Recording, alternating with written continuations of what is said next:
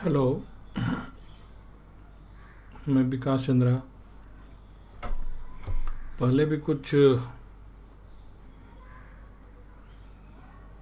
Tutorial मैंने बनाया था, खासकर उस स्टूडेंट के लिए जिसको बड़े शहरों में कोचिंग करने का समय या किसी कारण से फाइनेंशियली या कोई और दिक्कत से नहीं कर पाते हैं, उसको ये हेल्प करेगा।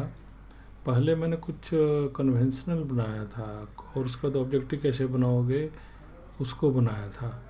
फिर मैंने सोचा कि कुछ अब इसका थ्योरी कैसे हैंडल करेंगे, क्योंकि थ्योरी बहुत वास्ट है और उसको कैसे आप ऐसा बनाएंगे कि इजी भी बने और साथ में आपको आसानी हो।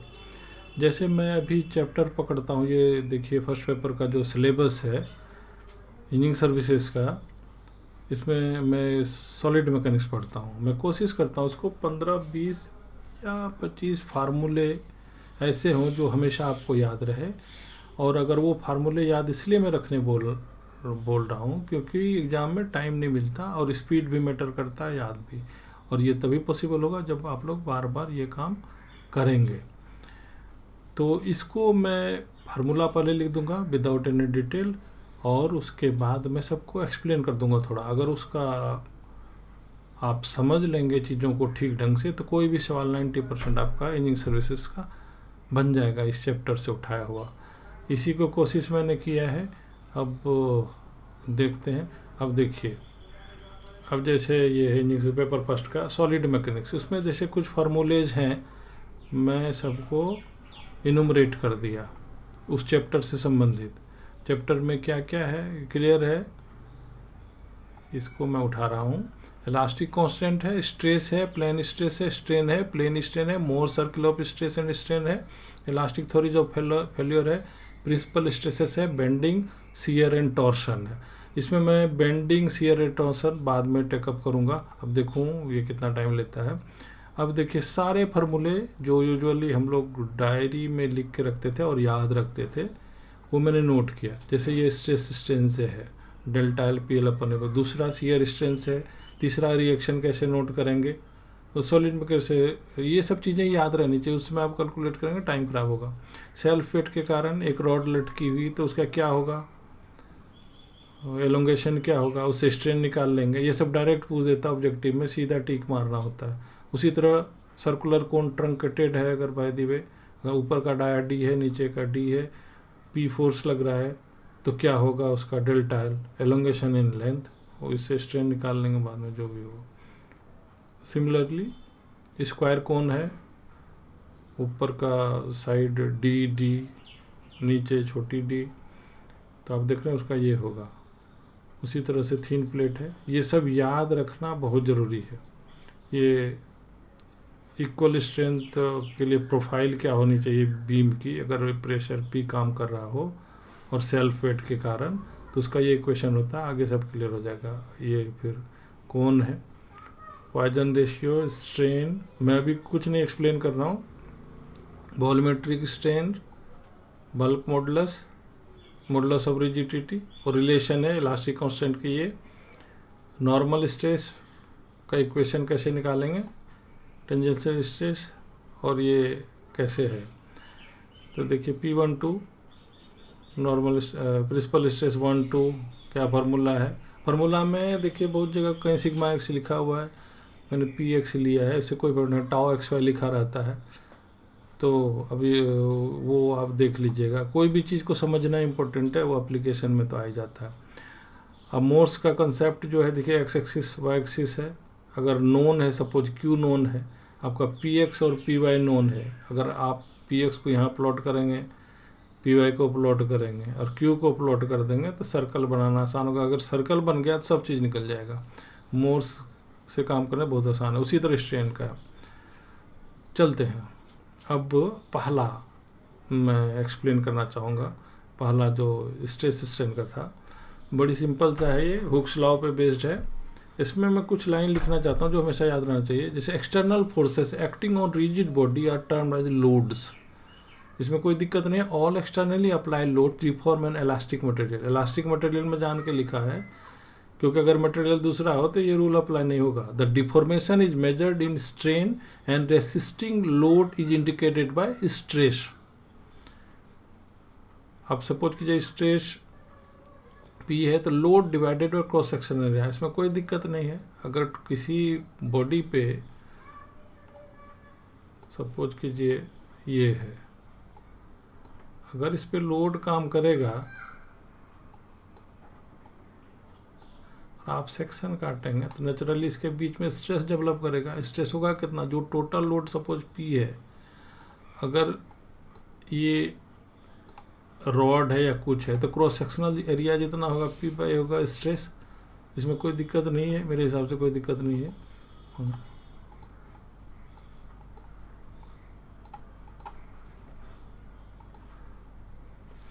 पी है। Strain is a measure of deformation produced in a member by the load से for L length bar if delta L this one. Strain है डेल्टा एल अपन एल, ये तो सिंपल आपका डिफिनेशन है, change in length with original length due to external load. अब strain में ये graph जो है बहुत इंपॉर्टेंट है। अगर डक्टाइल मटेरियल है तो देखते हैं स्ट्रेन और स्ट्रेस के ग्राफ क्या है। इस पर लोड कंटिन्यूस अगर बढ़ाते जाएं तो स्ट्रेन बढ़ते जाएगा, स्ट्रेस भी बढ़ेगा, स्ट्रेन बढ़ेगा। एक पॉइंट आएगा पी, लिमिट ऑफ प्रोपोर्शनलिटी, उसमें तो प्रोपोर्शनल वे में आपका एलोंगेशन होगा। जैसे ही लोड बढ़ेगा तब उसका बिहेवियर दूसरे ढंग का हो, जैसे ग्राफ में आप देखिए, उससे थोड़ा देर ऊपर होगा इलास्टिक लिमिट, उसके बाद बिहेवियर एकदम ड्रास्टिकली चेंज होगा। यील्ड पॉइंट आएगा, अब उसके बाद देखते हैं बिना लोड के भी स्ट्रेस के भी इसमें फ्लो हो गया। फिर उसके बाद लोड बढ़ाने से यह बढ़ेगा, एक टाइम आएगा जब उसको अल्टीमेट स्ट्रेस पॉइंट बोलते हैं, उसके बाद ये फेल कर जाता है। स्ट्रेस उसके बाद अगर लोड नहीं भी बढ़ाइए तो नेकिंग, मतलब उसका क्रॉस सेक्शन एरिया घटने लगता है और टूट जाता है। इसको एफ को नेकिंग पॉइंट बोलते हैं। ये सब चीज़ों को समझना जरूरी है, ऑब्जेक्टिव में डायरेक्ट पूछता है। अब हुक्स लॉ है, स्ट्रेस अपॉन स्ट्रेन ई, यंग्स मॉडुलस, कोई दिक्कत नहीं। Stress P divided by strain बराबर ई, कोई दिक्कत नहीं। सपोज कि जो स्ट्रेन 1 है तो स्ट्रेस बराबर होगा मॉडुलस ऑफ इलास्टिसिटी, स्ट्रेस बराबर डिवाइडेशन this P L delta L. ये डेल्टा एल, ये फार्मूला मैंने आपको ऊपर में जो लिखा था इसको निकालने में मेरे हिसाब से कोई दिक्कत नहीं होगी, इजी है। उसी तरह शियर स्ट्रेन, चलिए मैं जस्ट हल्का डिफिनेशन दिया हूँ कि इन चीज़ों को याद रखना इंपॉर्टेंट है कि आप इंटरप्रेट कर सकें एग्जाम कंडीशन में कि क्या चीज़ है। वो प्राइमरी फर्स्ट प्रिंसिपल से ही पता होना चाहिए जिससे कि आप इंटरप्रेट कर पाएंगे। जैसे शियर स्ट्रेन क्या है, अब पढ़िए। Shear strain deformation caused by the shear force, suppose shear force P लग रहा है, इसमें जो डिफॉर्मेशन काउज्ड हुआ पर यूनिट हाइट और लेंथ। अब देखिए यहाँ डिफॉर्मेशन होगा पर यूनिट हाइट, मतलब सपोज यहाँ से अब बी एल डिस्टेंस पे क्या होगा एल एल डैश, अगर इसमें L L dash divided by B L करें वो स्ट्रेन को रिप्रेजेंट करेगा।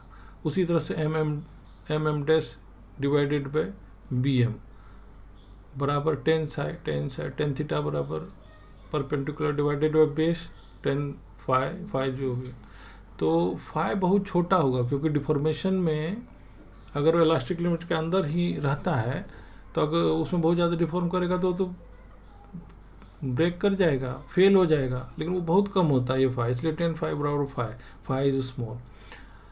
अब ये देखते हैं, इसमें कोई दिक्कत नहीं है। तीसरा ये फार्मूला, मैं फार्मूला को केवल हल्का कर रहा हूँ जो ये आप लोगों को याद रहे। R1 + R2 बराबर P, कोई दिक्कत नहीं अगर फ्री बॉडी डायग्राम खींचेंगे, ठीक है।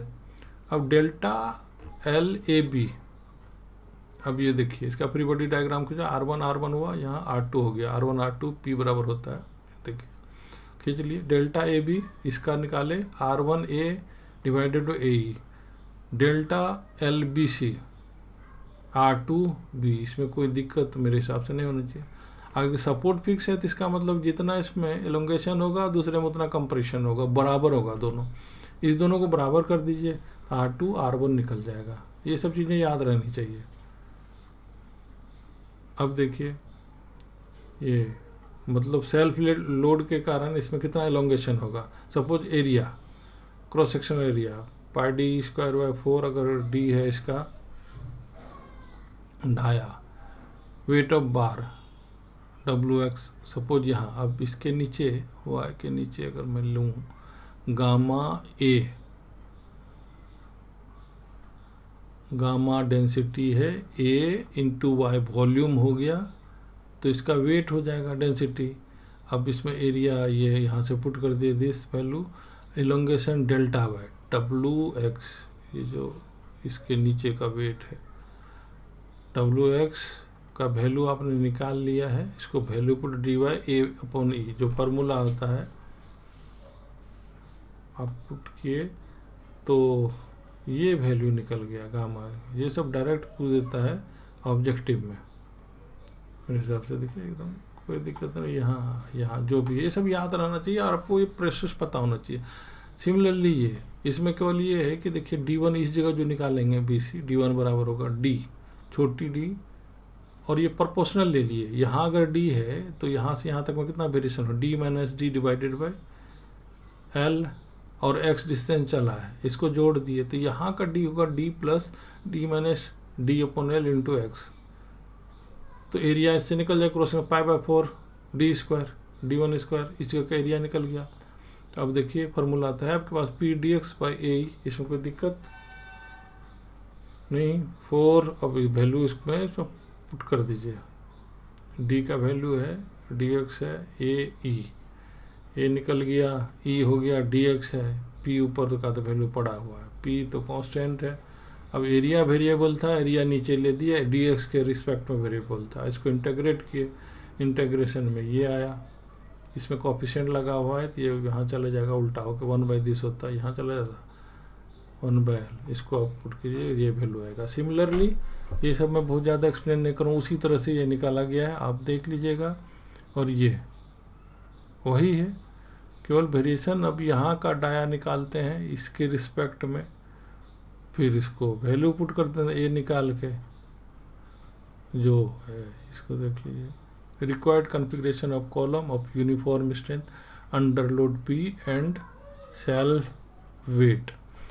अब वो जैसे एक थोड़ा सा ये है कि कॉलम का कॉन्फ़िगरेशन क्या होना चाहिए अगर यूनिफॉर्म स्ट्रेंथ उसमें चाहिए।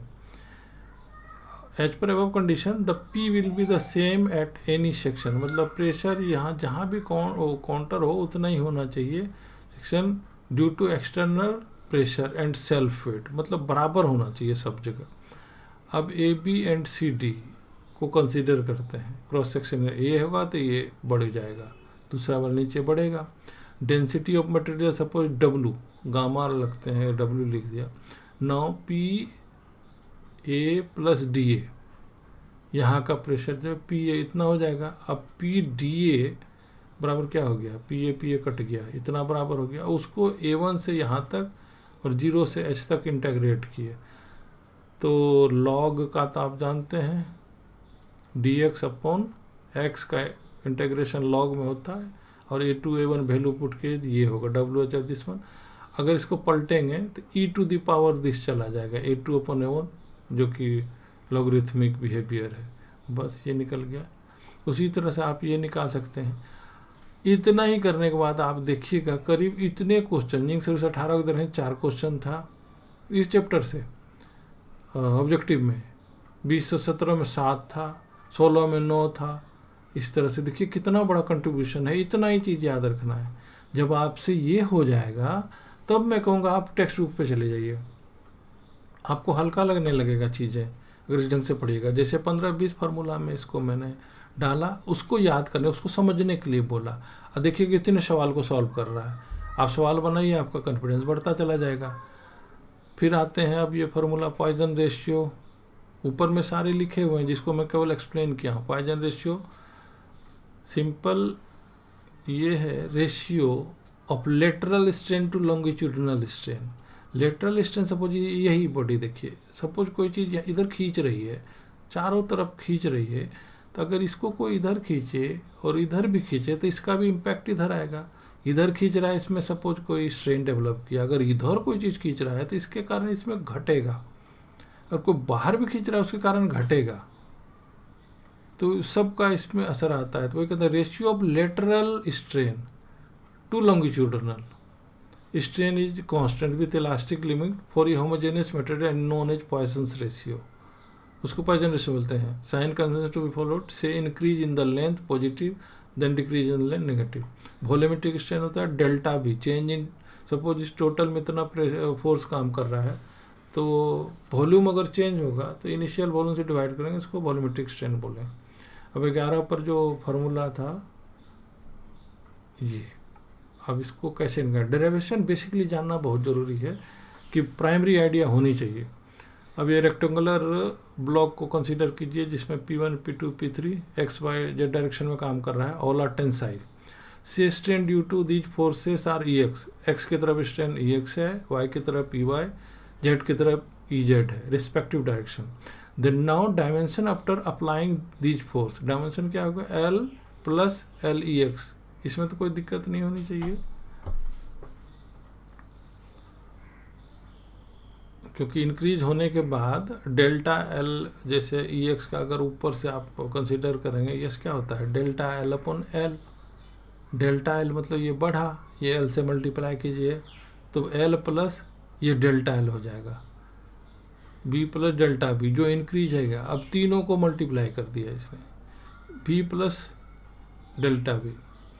अब ये जब इंक्रीज होगा डेल्टा B तब क्या करेगा, ये लंबाई इतनी हो गई, चौड़ाई इतनी, गहराई इतनी हो गई, तीनों को मल्टीप्लाई करेंगे। अब क्या आ गया LBD दिस वन। इसमें EX EY स्ट्रेन है बहुत छोटा है, जब दोनों मल्टीप्लाई करेगा, जब छोटा दोनों मल्टीप्लाई करता बहुत छोटा होगा तो वो ऑलमोस्ट नेग्लिजिबल, उसको इग्नोर करते हैं, ये वैल्यू को इग्नोर करते हैं। तो आपका वैल्यू आ गया delta B upon B EV। Delta B था यहाँ, चल LBD V हो गया, V से ये V कट जाएगा और ये इसमें तो ये मल्टीप्लाई हो जाएगा तो ये हो जाएगा आपको। अब EX बराबर क्या हुआ,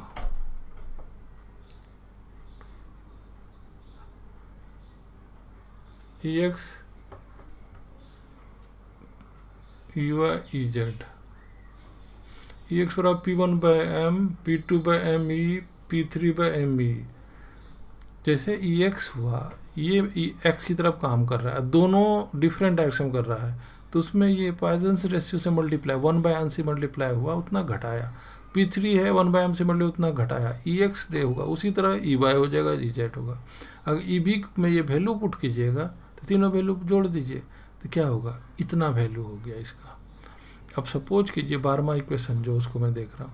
अब सपोज कि द सोन solid cube is impose equal stresses on the 6 faces from the above this one.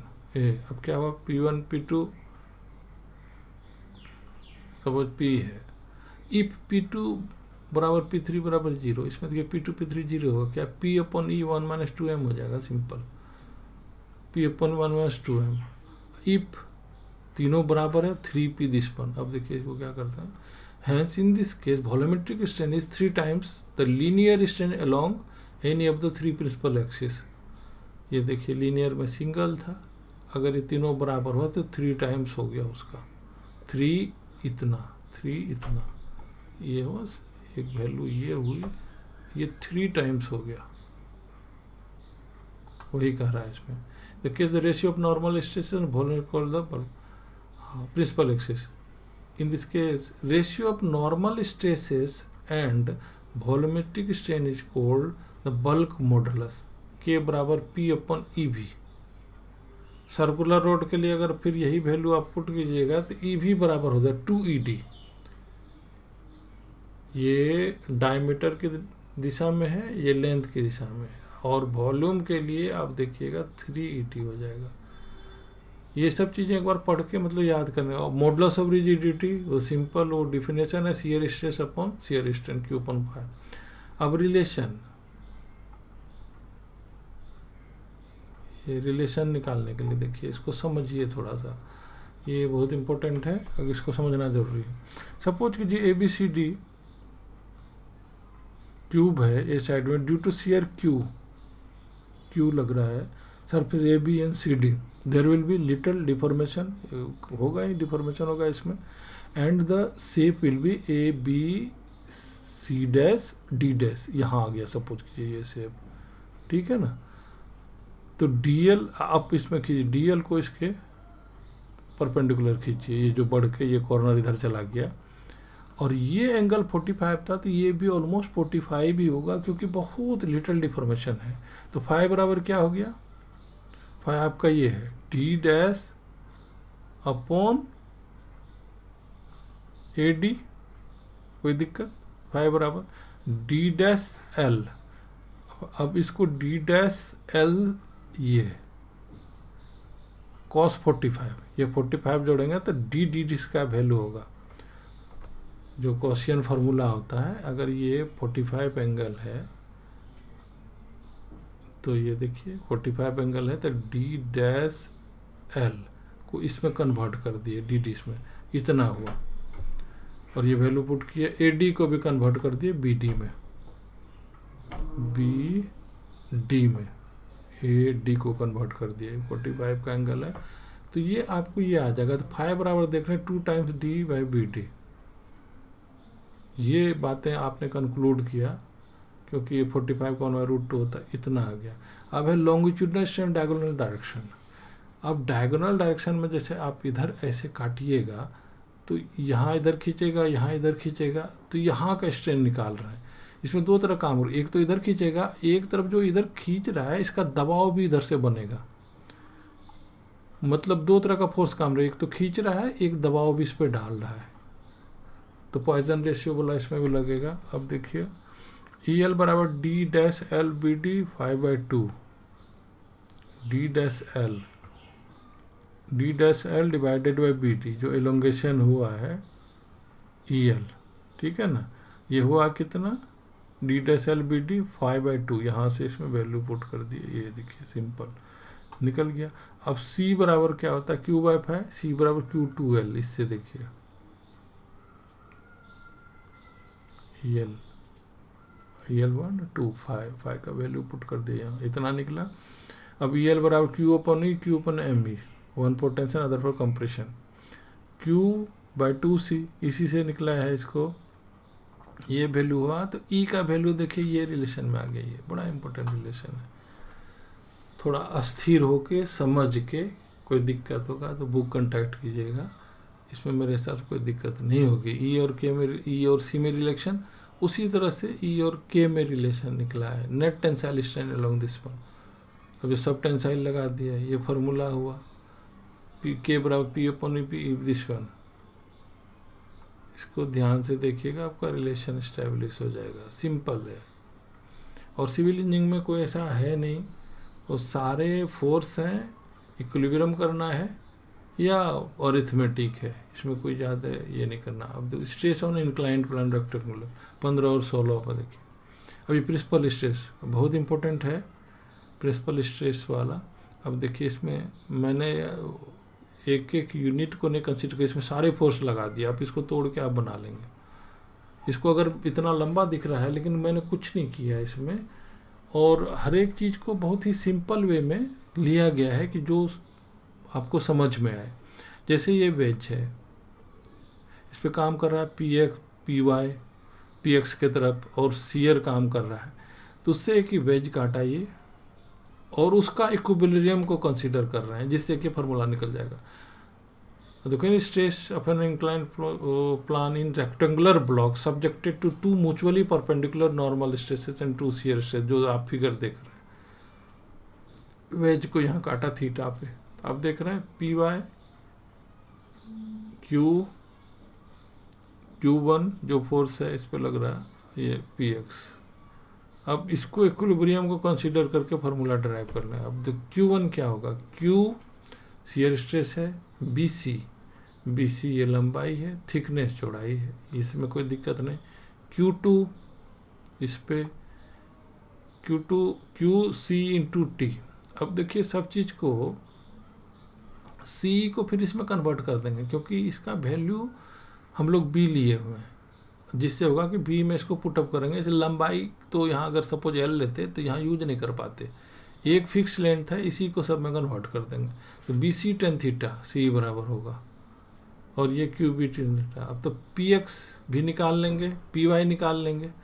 अब पी एन, अब देखिए पी एन पी टी, अब इसको वही ये एक्स डायरेक्शन को यहाँ तोड़ देंगे, इस डायरेक्शन वाई डायरेक्शन को यहाँ और यहाँ तोड़ देंगे, एक्स को इधर और इधर तोड़ देंगे, सबको इक्विलिब्रियम में बराबर कर देंगे। P N P T, P N बराबर बी, सबका वैल्यू निकल के ये रखती है पी एन। अब new equilibrium equation P N बराबर पी एक्स कॉस थीटा, ये थोड़ा सा ध्यान दीजिएगा, हो जाएगा P X cos theta P Y cos 90 minus theta, P Y इधर ऊपर है ना, उधर कॉस थीटा, अगर ये इधर करके कॉस थीटा हुआ तो इधर आएगा इससे, तो 90 माइनस थीटा होगा। Q two cos theta, Q one 90 minus theta, symmetrical type का है। अब देखिए पी एक्स बराबर इतना हो गया। Put values of forces from 1 2 3 4।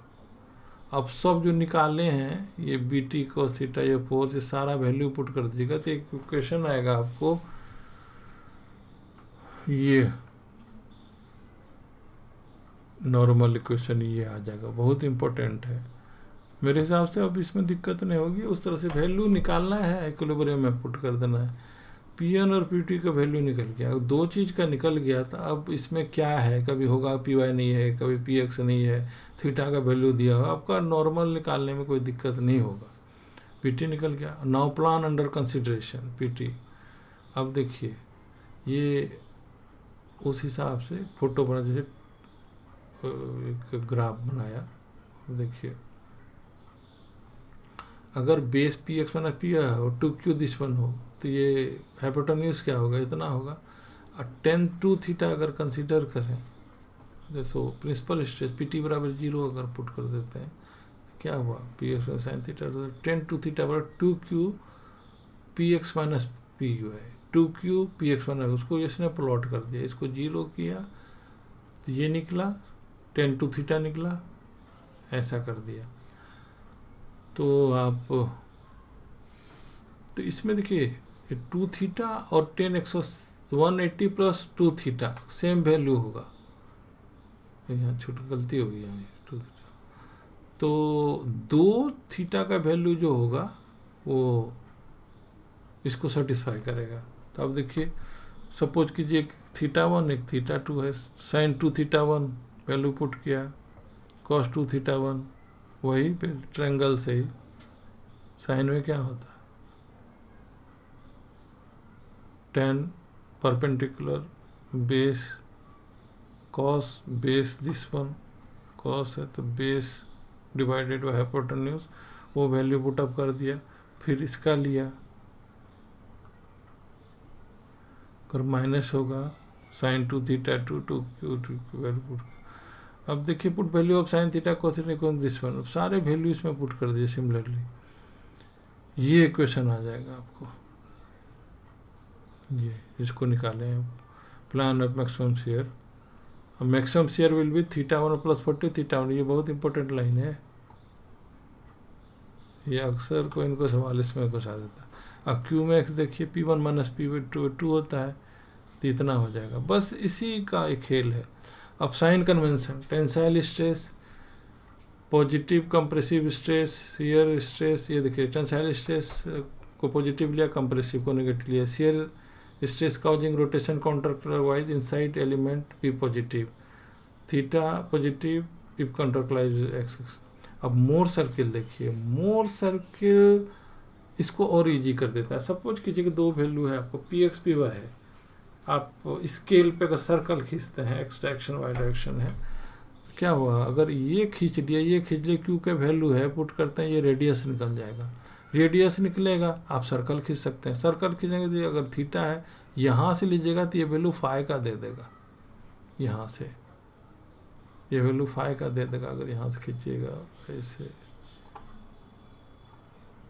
मतलब एक बार अगर आपने ग्राफ प्लॉट कर ली तो समझिए कि आपका बहुत बड़ा काम हो गया, तो सारे कुछ हो जाते हैं। अब देखिए इसमें केवल रेडियस निकाला गया है और वैल्यू, जैसे CM1, अगर ये और ये वैल्यू पता है तो दोनों का PX जोड़िएगा, ये है वो PX2 हो जाएगा।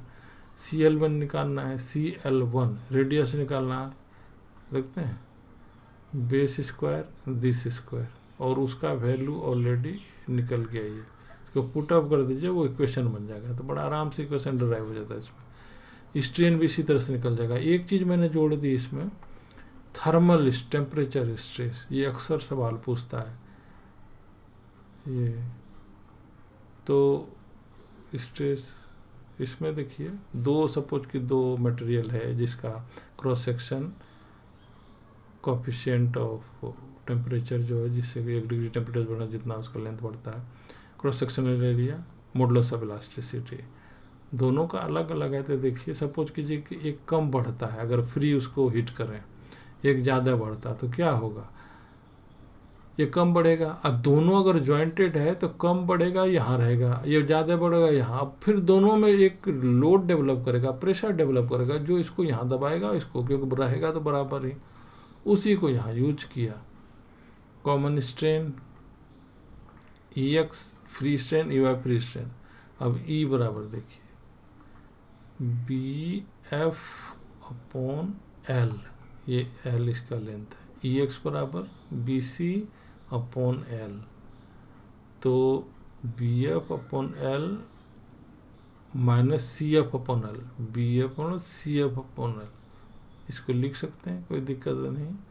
तो E हो जाएगा BF/L बराबर E PAX EX CF/L, PX strain ही तो है, स्ट्रेन को लिखा इसमें।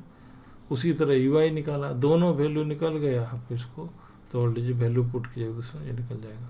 देखिए मैं बहुत स्पीड में चला हूँ, आप समझिए इतना ही करने से आपको अगर 70% इस चैप्टर का बन जाता है तो बहुत बड़ी बात है। अगर ये फ्रेम आपके दिमाग में तैयार हो जाता है, फिर आप बुक में जाइए। बहुत चीज़ें अभी मैंने इसमें छोड़ा है, जैसे कंप्लीमेंट शियर स्ट्रेस, ये सब जो डेवलप करता है। साथ साथ में दो और मैं ऊपर जाके देखिए,